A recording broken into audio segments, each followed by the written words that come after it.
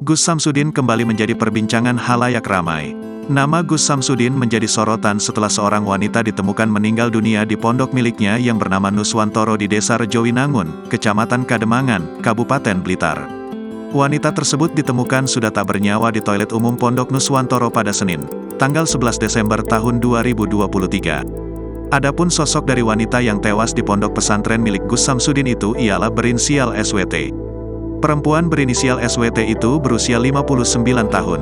Ia merupakan warga Kelurahan Moro Krembang, Kecamatan Krembangan, Kota Surabaya. Mendengar hal tersebut, Dinas Kesehatan Kabupaten Blitar pun langsung melakukan tindakan.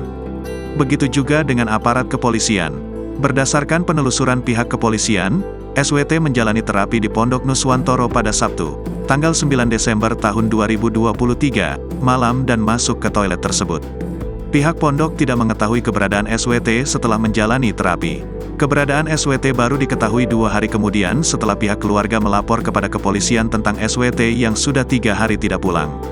Polisi menyebut SWT pamit dari rumahnya pada Sabtu pagi menuju ke Blitar guna menjalani pengobatan di pondok milik Gus Samsudin. Dinas Kesehatan Kabupaten Blitar, Jawa Timur pun kemudian melakukan pengecekan ke Pondok Nuswantoro. Langkah itu diambil setelah adanya informasi kematian seorang perempuan berinisial SWT yang ditemukan meninggal di toilet pondok usai menjalani terapi pengobatan alternatif.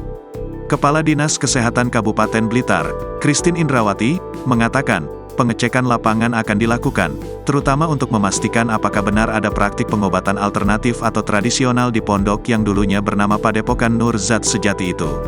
Waktu itu izinnya kan pijat tradisional, tapi kenyataannya tidak melakukan pijat, tuturnya. Selain itu, lanjutnya, Dinas Kesehatan juga akan meminta informasi terkait terapi apa yang diberikan kepada SWT. Tapi kami tidak dalam posisi untuk menilai benar apa salah terapi yang diberikan. Hanya pengumpulan informasi dan kronologi saja, terangnya. Download Tribun X sekarang, menghadirkan lokal menjadi Indonesia.